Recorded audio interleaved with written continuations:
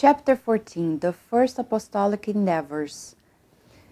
After Luke has decided to suggest to all the apostles and disciples at the time that they should rename themselves Christians to keep the memory of the foundation of Christ's message, everybody anonymously accepts it.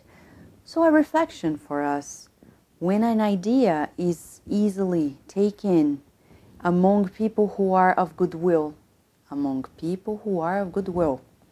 it's a sign that we have this idea also coming from on high.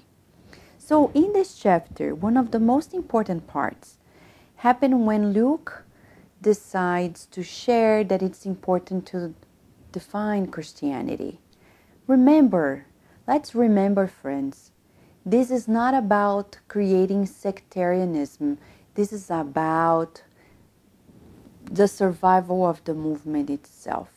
The movement was being crushed by the Pharisees, so it was important to accept its new name. Not only that, another important highlight for us is that in this journey of transformation, also Saul redefines himself. How does that happen? Well, he's there one day, and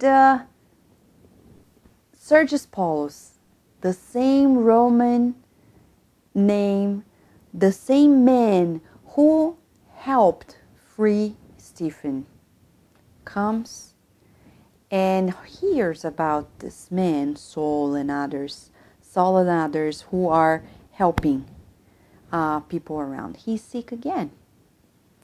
And he has someone next to him named Bar-Jesus, who is trying to help him out as a physician, but he doesn't succeed.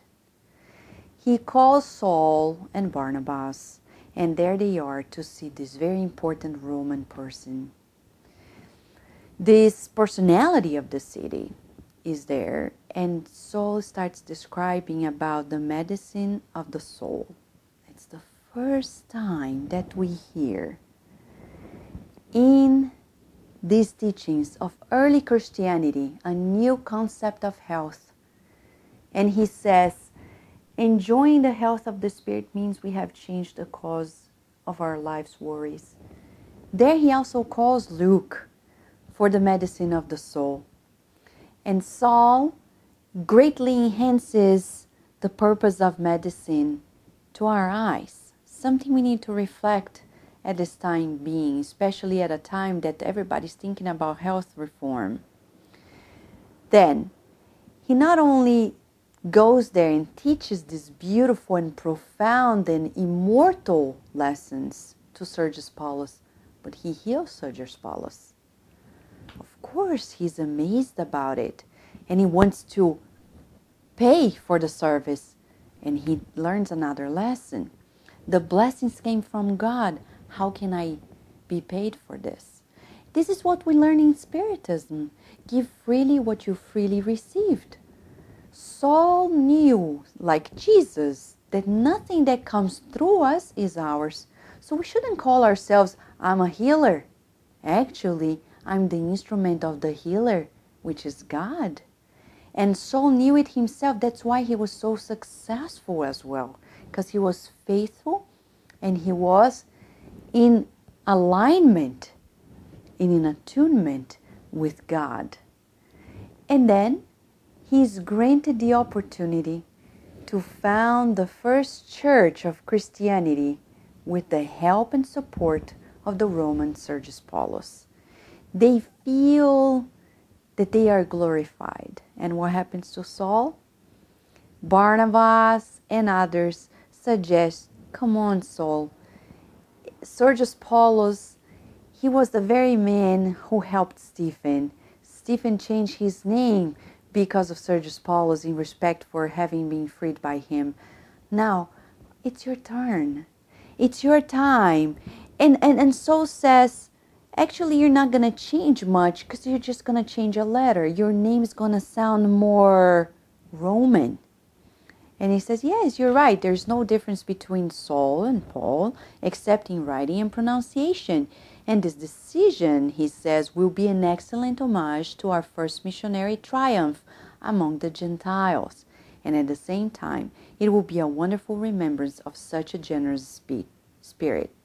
And he also is doing this in memory of Stephen.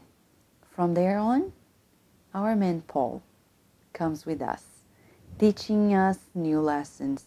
He redefined himself. He redefined life.